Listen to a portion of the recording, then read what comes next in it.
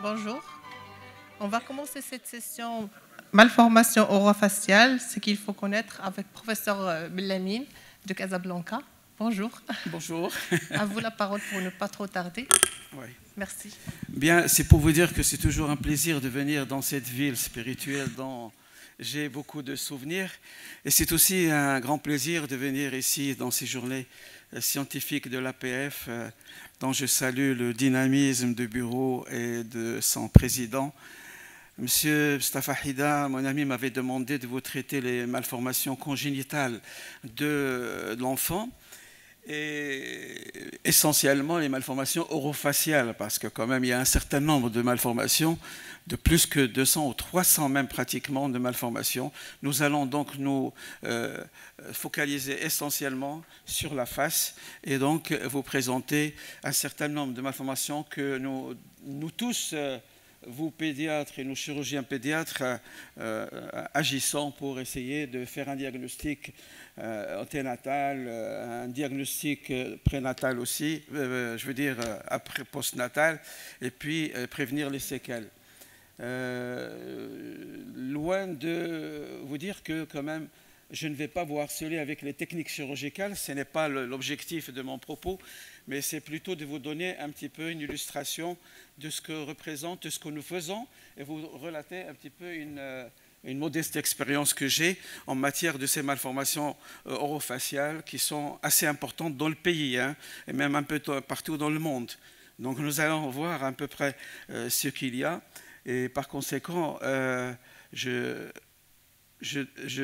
ferai donc une introduction. Ça peut pas, s'il vous plaît? Voilà, alors la problématique de ces malformations, c'est qu'il y a une recrudescence extrêmement importante. Il y a plusieurs malformations que vous voyez soit sur Internet, soit dans vos pratiques courantes, et ceci pose des problèmes. Pourquoi il y a cette recrudescence? Eh bien, les grossesses, que vous le savez, sont mal suivies, donc moins de diagnostics anténatal et beaucoup de gens donc, naissent avec ces malformations. Le contexte socio-économique très bas, qui peut expliquer ces proportions importantes. L'absence de centres de référence spécialisés également, qui sont aussi importants pour véhiculer ces enfants, parce que ces enfants sont à suivre pendant toute la croissance, et donc il faut des centres spécialisés. Et ce qui est important, c'est que finalement, ce diagnostic anténatal, le généticien est une pierre angulaire de l'équipe qui s'occupe de ces malformations, parce que le spécialiste généticien qui est spécialisé en dysmorphologie faciale fera donc la part des choses, suivra les parents, détectera les parents à haut risque et expliquera quand même pour ces parents s'il y a encore des risques pour les futurs enfants. Alors, voici quand même ce panorama de malformations que nous avons et dont nous allons nous parler. Et c'est des malformations qui sont quand même assez fréquentes et variées. Mais vous vous posez surtout les questions. Pourquoi ça arrive? Chez qui ça arrive? Et quelles sont finalement les questions qu'il faut donc, je veux dire les réponses qu'il faut donner à ces gens?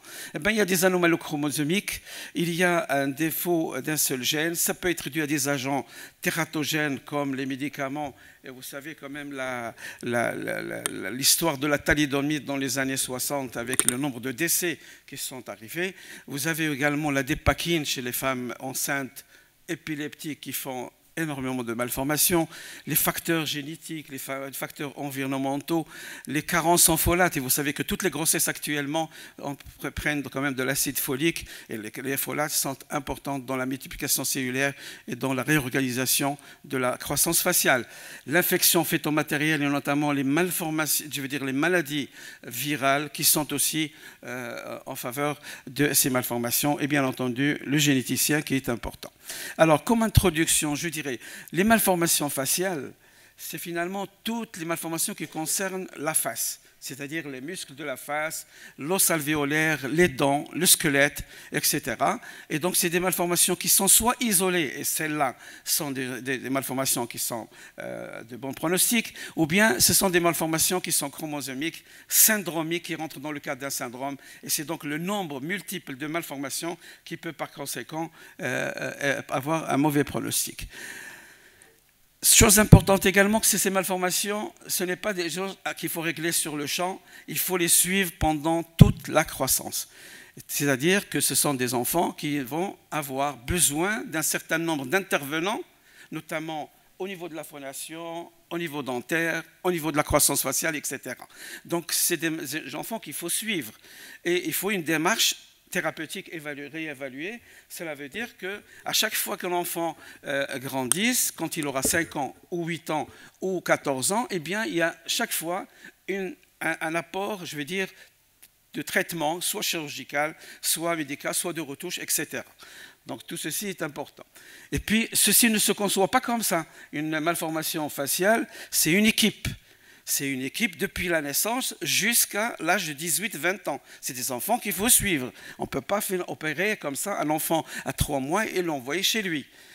Et donc, cette évaluation, le traitement doit être évalué jusqu'à l'âge de 18 ans, comme je disais. Le traitement primaire, c'est toujours entre la naissance et 2 ans.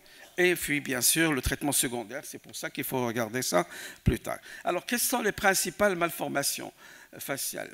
Alors, il y a les fentes, le chef de file, c'est donc les fentes faciales, et notamment les fentes labiopalatines ou les fentes labiales toutes simples. Ensuite, il y a les dysplasies automandibulaires, comme le cas. Vous pouvez donner, s'il vous plaît, le pointeur. Il y a les dysplasies automandibulaires, il y a les kystes et les fistules de la face et du cou, il y a les macroglossies et les microglossies, il y a les malformations vasculaires aussi, et puis des malformations paralytiques que nous allons voir des enfants qui sont nés dès la naissance avec une paralysie faciale. Alors, quels sont les concepts actuels de traitement des fentes labiopalatines? Alors vous allez dire, c'est juste une petite plaque d'embryologie pour vous montrer comment se fait éventuellement cette malformation. Vous avez ici un bébé, je veux dire un enfant de 40 jours, et le début de la malformation commence à ce stade-là. Autrement dit, pour qu'il y ait malformation, il faut qu'il y ait une interruption de la continuité des tissus au niveau facial, au niveau des bourgeons faciaux, labio-narinaires, palatins et osseux. Et tous les éléments ici sont présents. Il y a donc une hypoplasie générale. Et le défaut de coalescence au niveau de ces bourgeons, comme le cas ici, par non-mort cellulaire, vous savez que les cellules dérivent de la crête neurale, et il faut qu'il y ait une mort cellulaire pour qu'il y ait une soudure des bourgeons. Et s'il y a une non-mort cellulaire, les bourgeons ne fusionnent pas, et il y a à ce moment-là une fente. Ben, c'est exactement ça. Alors, quelles sont les interrogations que vous pouvez vous poser? Eh bien, peut-on faire le diagnostic? Oui, on peut le faire. Comment annoncer ça aux parents? C'est pas facile. Un couple qui, quand même, se prépare à accueillir un enfant à la naissance bien comme il faut, comment lui annoncer ce genre de malformation? Comment alimenter cet enfant? Parce qu'il ne faut pas quand même le mettre dans la nurserie et avec une grosse fente comme ça large ou avec une dysmorphie et lui donner le biberon directement. Quand faut-il opérer ces enfants? Ce sont des questions qui vous posent ces parents. Comment faut-il opérer? Ça, c'est un petit peu technique, mais on pouvait quand même jeter juste quelques aspects. Quel calendrier faut-il suivre? Quels sont finalement l'âge où il faut opérer? Quand commencer l'orthophonie? Et quand commencer finalement l'orthodontie? Quelle est la durée de suivi? Donc vous voyez un certain nombre de choses. Pourquoi? Parce que tout simplement, donc la prise en charge se fait à partir du diagnostic anténatal en passant par l'allaitement, la chirurgie, l'ortho, l'ORL, pédodontie, orthophonie pour permettre d'intégrer ces enfants dans la société. Et donc c'est toute une équipe pluridisciplinaire qui s'occupera de cet enfant. Diagnostic anténatal. Le bilan se fait, bien sûr, pendant la période dès le premier trimestre, par l'échographiste, l'obstétricien, le pédiatre, le chirurgien pédiatre, fœtologiste et généticien. Tout ce monde-là doit absolument avoir une idée déjà sur la croissance. C'est pour ça que les grossesses doivent être bien suivies. Ensuite, après la consultation anténatale, l'information appartiendra au chirurgien qui annonce aux parents la malformation. Et puis, il faut une prise en charge psychologique de ce couple, et notamment de la maman qui attend, bien entendu, cet enfant. Et puis, pourquoi pas ne pas la faire venir, ou faire venir d'autres malades opérés, lui montrer ces malades, ou lui montrer ces photos, et comparer cet enfant qu'on a vu sur l'échographie avec cet enfant qui est opéré, et dire voilà les conséquences ou le traitement de cet enfant. Par la suite, votre enfant deviendra comme cela, etc., etc. Et puis, il faudrait qu'il y ait toujours un pédiatre à la maternité, et ceci pour gérer un petit peu les premières phases ou la première phase de la naissance de cet enfant. Bien. Le diagnostic anténatal, c'est très important aussi. L'échographie 2D qu'on a classiquement la chose à faire, mais il y a des échographies de 3D, 4D en faisant aussi, il n'est pas statique, il est dynamique et on voit l'enfant bouger. Ça, tout le monde maintenant s'y met. Au niveau des échographistes, à partir de la 16e semaine, on peut déjà détecter l'existence d'une malformation qui sera affinée lors de la 20e ou 22e semaine pour montrer clairement qu'il existe une fente ou une dysmorphie faciale, etc. Ou une tumeur également faciale, etc. 40% des malformations sont associées et 8% des anomalies chromosomiques dans ces zones. Alors, l'IRM fœtal a aussi contribué énormément sur la prise en charge, sur ces malformations, sur le dépistage. Voici quelques schémas, effectivement, pour montrer. Ici, vous avez un syndrome de Pierre-Robin. Là, vous avez une fente bilatérale. Là, vous avez une fente unilatérale, etc., etc. Et puis là, pardon, pour montrer un faciès d'un enfant, d'un syndrome de Goldenhar, mais qu'on peut deviner qu'il y a une dysmorphie faciale. Voilà. Alors, la fente labiale représente 25% du total des fentes. Elle est quand même assez fréquente. Et comme vous voyez ici, c'est une fente qui intéresse juste la lèvre ou parfois même l'os alvéolaire. Mais quand on passe vers la labiopalatine, elle conserve donc 50%, mais cette fente labiopalatine, eh bien, elle intéresse l'os alvéolaire, les dents, le maxillaire, comme vous voyez ici, à la fois la lèvre, l'os alvéolaire, les dents et puis le palais. Et puis 35% de ces fentes sont héréditaires et il y a une prédominance de le garçon par rapport à la fille. La fente labiale bilatérale, comme vous voyez ici, ça va de la fente simple vers la fente totale avec les deux défaut de fusion des deux arches. Et puis ensuite, vous avez le palais, etc. Voilà, la division palatine, la même chose, 30% de ces malformations. Et ça va, comme vous voyez, d'une petite bifidité de la luette ou parfois une division sous-muqueuse, qu'on voit ici, une petite membrane translucide, mais qui témoigne d'une grande division palatine. Il faut faire attention lors de l'examen, parce que souvent dans les maternités ou dans la nurserie après la naissance, les choses sont assez difficiles. Ça va donc d'ici jusqu'à pratiquement la forme complète avec l'os du vomer.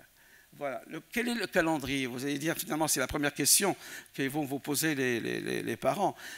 Quel est le calendrier? Nous avons donc finalement opéré ces enfants à partir de 2004, selon un calendrier précis sur lequel l'équipe multidisciplinaire à l'hôpital d'enfants quand j'y étais, donc suivait ce calendrier. La fente labiale qui a été bien sûr révisée avec les années, et donc actuellement, une fente labiale ou une fente labio-alvéolaire opérée dès le premier mois de la naissance, si le contexte le permet, bien sûr. Quand je dis contexte, ça veut dire l'enfant est bien, il est trophique, il a un bon point, etc.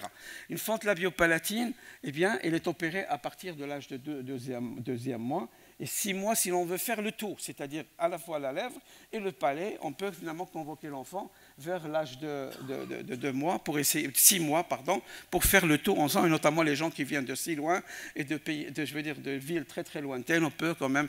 Mais là encore, faut-il que les parents acceptent de garder cet enfant malformé dans la société, que tout le monde voit, que tout le monde. C'est des gens qui ne veulent pas justement garder cet enfant ou ne le faire sortir. J'ai eu des familles pour lesquelles l'enfant restait carrément à la maison pendant 6 mois et pendant 3 mois, des enfants qui n'ont pas eu de baptême non plus, des divorces à côté des fentes labiales. Bref, il y a un certain nombre de choses, si bien que certains parents vous disent dès le départ, est-ce que vous pouvez l'opérer demain, ou est-ce que vous l'avez après la naissance, ou bien dans la semaine qui suit. Alors, pour les fentes labiopalatines bilatérales, eh bien, quand elle est bilatérale, comme vous avez vu, 2e mois, et la lèvre en un temps. Avant, on faisait la lèvre de 2 côtés, en un temps. La division palatine, c'est donc à partir, le palais, c'est à partir du 4e mois. Voici donc quelques illustrations d'une fente labio-palatine avec le résultat. Voici d'autres résultats également avec une fente labio-palatine, une fente simple. Voici une fente bilatérale, regardez, avec le résultat. La même chose ici, avec quand même des résultats qui sont satisfaisants. Et voici quelques résultats de malades opérés, qui ont quand même un âge un peu plus ou moins avancé par rapport aux autres, avec des résultats qui sont quand même assez très intéressants quand on les prend à la naissance, c'est très bien. Je reviens maintenant au palais. Le palais, alors quand vous voyez, ça c'est un palais normal et ça c'est un palais pathologique. Regardez les muscles, comment ils sont ici. Comme ils sont convergent au niveau de la ligne médiane. Ici, ils sont convergent vers le haut. Et donc, la fente palatine a comme défaut d'avoir ces muscles complètement convergents. Il faut essayer de les ramener, comme le cas ici. Il faut essayer de les ramener carrément au milieu selon une sangle. Et ce sont des muscles qui vont permettre la phonation et vont permettre donc, à cet enfant de parler correctement. Voici quand même quelques illustrations avec les résultats. Actuellement, voici la technique que nous utilisons. C'est une technique qui est mondiale. Actuellement, tout le monde, dans les congrès auxquels j'ai assisté, fait cette technique. La véloplastie intravélaire de Sommerlad, ça c'est uniquement pour vous dire qu'on agit beaucoup plus anatomiquement sur les muscles, comme vous voyez ici, et qu'on essaie de les remettre à leur place, alors que ces muscles-là, comme vous voyez, ils étaient convergents. Alors, bien sûr, comme je disais, on ne peut pas concevoir un traitement d'une fente comme ça tout seul dans son bureau ou avec les parents. Il y a une équipe qui finalement s'intéresse à ces fentes. Je ne peux pas faire passer quand même cette communication sans parler un petit peu du passé. Et ceci pour vous montrer que l'équipe multidisciplinaire que nous avions donc à l'hôpital avec mon maître Feu Siharushi, que certains de vous connaissent, le professeur Pavie qui est à Paris, qui venait toutes les 2 semaines par semestre dans le service et qui nous fait bien entendu le plaisir de voir tous les malades opérer avec nous. Et puis vous avez ici les ORL, les orthodontistes, les pédodontistes et les orthophonistes. Et toute cette équipe, on avait finalement une consultation tous les 15 jours et essayer de voir tous les dossiers des malades ensemble et quels sont les différents thérapeutiques qu'on pourrait administrer. Alors, quel est le calendrier maintenant après, quand on passe la première phase? Il y a quand même une deuxième phase, c'est celle de traitement secondaire. Alors, vous allez dire, qu'est-ce qu'on fait? Entre 1 et 3 ans, on fait un bilan ORL et on fait de la guidance parentale, apprendre à l'enfant de souffler dans de l'eau, avec de la paille, avec une harmonica, avec de gonfler des ballons, etc., etc. Avant d'arriver à l'âge de l'orthophonie qui est de 4 ans. Il faut que l'enfant coopère.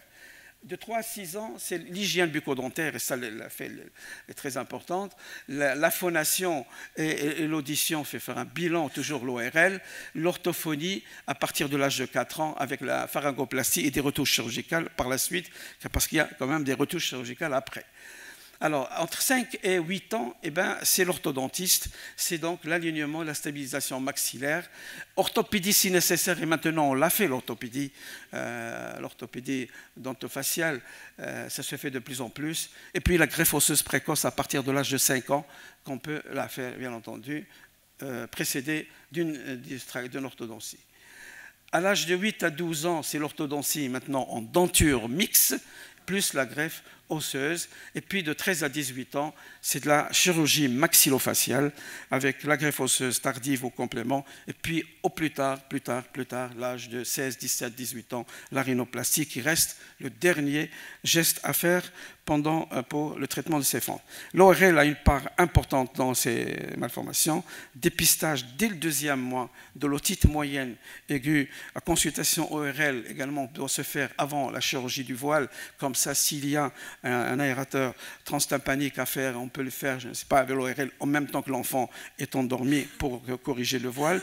Bref, c'est l'affaire quand même des ORL. La division palatine, comme vous voyez, 90% entre 2 mois à 2 ans qui ont des otites moyennes. C'est des otites dues à un dysfonctionnement tubaire entre la trompe d'Eustache et entre l'oreille moyenne et entre les muscles péristaphinins. L'évacuation des sécrétions ne se fait pas. Accumulation au niveau de la trompe d'Eustache et donc l'otite. 40% plus de 2 ans, à l'âge de plus de 2 ans, le risque de cholestéatome. Sans oublier bien sûr des enfants malformés qui vont avoir les apnées de sommeil.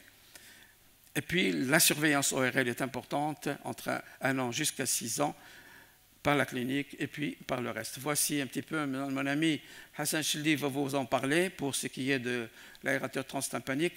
L'orthophonie, la guidance est importante. Apprenez à l'enfant à la maison, vers l'âge de 1 an, 2 ans, 3 ans, à dire quelques phonèmes, la mimique, le souffle, les ballons gonflés, etc. La rééducation vélaire se fait à partir de l'âge de 4 ans. Il faut que l'enfant communique avec la famille, avec l'orthophoniste, et donc pour permettre à une bonne prise en charge de la rééducation.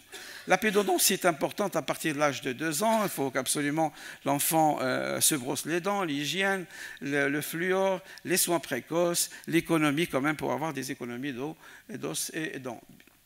Alors l'orthodontie est importante également, soit précoce dans la denture lactéale, et ça c'est la disposition des Quadélix, et puis en denture mixte et en denture définitive. Voici en denture lactéale, on peut faire ça pour les enfants à partir de l'âge de 4-5 ans, les disjoncteurs ou les Quadélix pour permettre une expansion dans le sens latéral et parfois même dans le sens antéro-postérieur.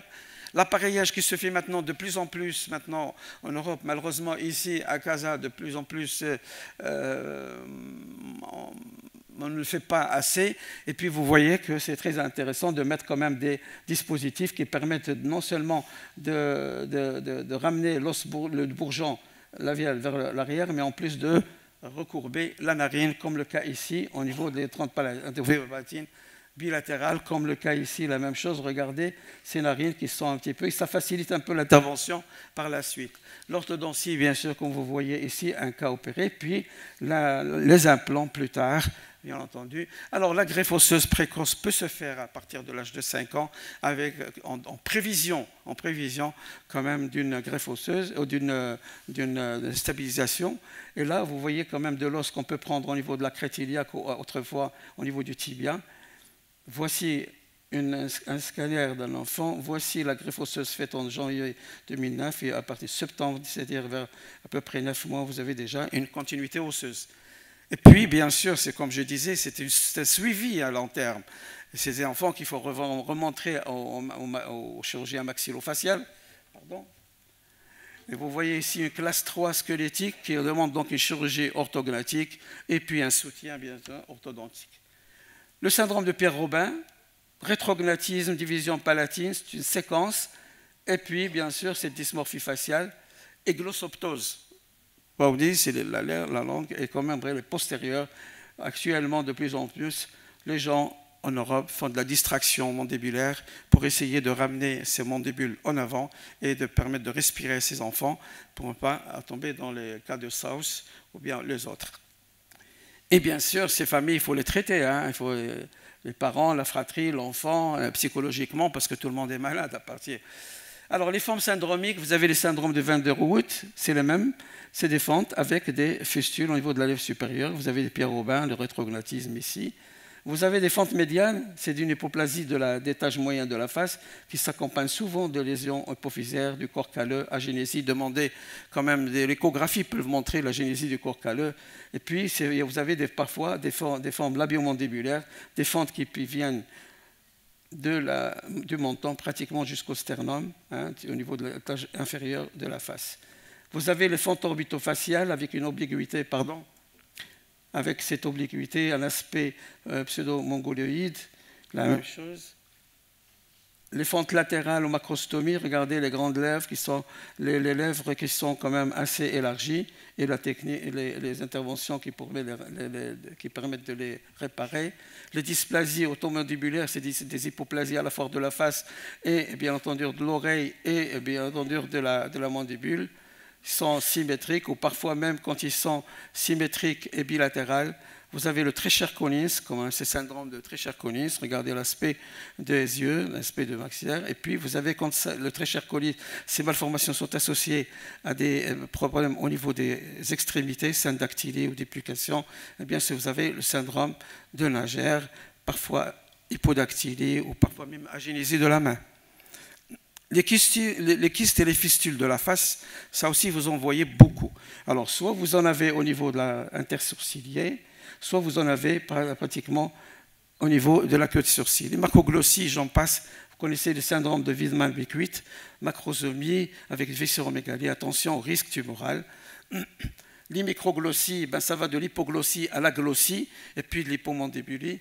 Le syndrome de Mébus, c'est une paralysie pratiquement d'un enfant de nez qui naissent avec une paralysie faciale, et puis une paralysie des 7e, 6e paires crâniennes, avec des enfants qui n'arrivent pas à souffler, à siffler, à bouger.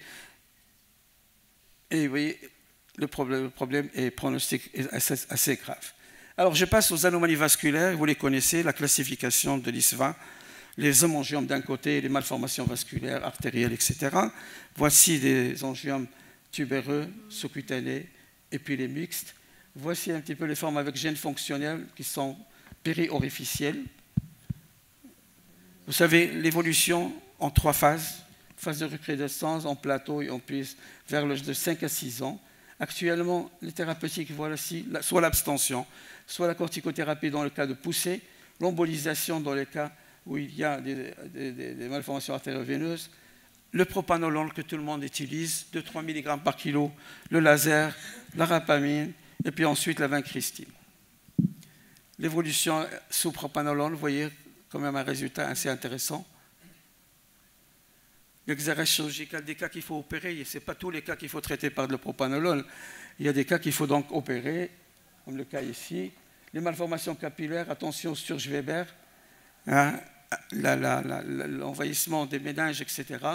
Et puis vous avez également l'angiome, le bilan, des malformations veineuses, la même chose, l'hypersignal, le panoramique absolument, parce qu'il y a quand même des hypercroissances au niveau des maxillaires, les malformations veineuses. On faisait auparavant les T-blocs.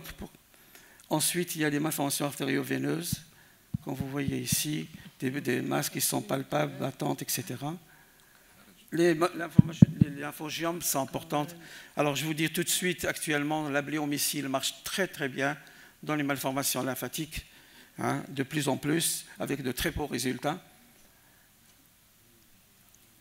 Voici lymphangiome de la langue. Et puis, les options de traitement des lymphangiomes, la doxycycline, la bléo, le sérolumiste également, ça marche très bien pour les cas. Voici, pour terminer, il y a les tératomes au niveau gingival qu'on peut retirer. C'est des enfants qui sont nés comme ça. Ou bien un gros tératome qu'on peut également retirer. Voilà, je termine pour insister encore une fois de plus sur la nécessité de l'équipe pluridisciplinaire, sur la priorité d'informer les parents de la société de ce qu'est réellement la dysmorphie et de réaliser donc la correction, le suivi. Et puis également, le choix d'une technique, c'est la philosophie du chirurgien qui doit l'opérer. Quels sont les objectifs de traitement? C'est guérir un enfant en unissant toutes les parties qui sont non fusionnées. Et puis d'assurer la pérennité, parce qu'il faut absolument que les enfants soient suivis un peu pendant la croissance. Et ensuite, terminer par corriger les séquelles. Alors, les impératifs thérapeutiques, le plus important, c'est de restituer précocement une apparence normale de ces enfants qui ont ces malformations, un développement phonétique normal, une audition normale, une croissance maxillaire correcte, et puis une gestion dentaire. Et bien entendu, il faut qu'il y ait, à partir d'un enfant mal formé, un adulte en bonne santé, et pour permettre de l'intégrer socialement et à l'école. Voilà, merci de votre attention. Les questions? D'accord. Merci, professeur Blamine, pour votre belle présentation. Et on donnera 2 questions à la salle en attendant l'installation du professeur Chili. C'est Blamine. Pardon, je suis là. Oui. Je vous félicite de votre exposé clair. Je reviens à notre rôle dans la surveillance des fentes labiopalatines opérées. Et deuxième question, c'est comment les nourrir depuis la naissance? Quand vous recevez un enfant à la naissance, bien sûr, il est à la nurserie, il faut dire aux infirmières comment l'alimenter. Généralement, dans les divisions palatines ou dans les fentes labiopalatines, ce n'est pas la peine de dire aux familles d'aller acheter des tétines spéciales, soit en Espagne, en France, etc.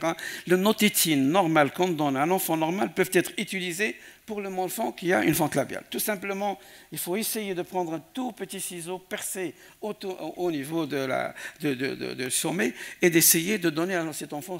Rien que cela peut marcher, des enfants grandissent, aucun problème pour l'alimentation. La surveillance, bien sûr, à partir du moment où vous avez le contact avec la famille, bien entendu, et vous organisez avec l'orthodontiste et l'orthophoniste les différentes consultations pour essayer de revoir ces enfants ensemble, soit ensemble, bien entendu, dans un bureau, ou bien quand on est en privé, ou bien à l'hôpital. À l'hôpital, on avait quand même la consultation, on se réunissait, et en privé, on pouvait faire ça dans un cabinet médical où tous les intervenants peuvent être là avec la famille. On peut choisir une journée où il y a 3, 5 familles pour essayer de les voir tous ensemble. Voilà.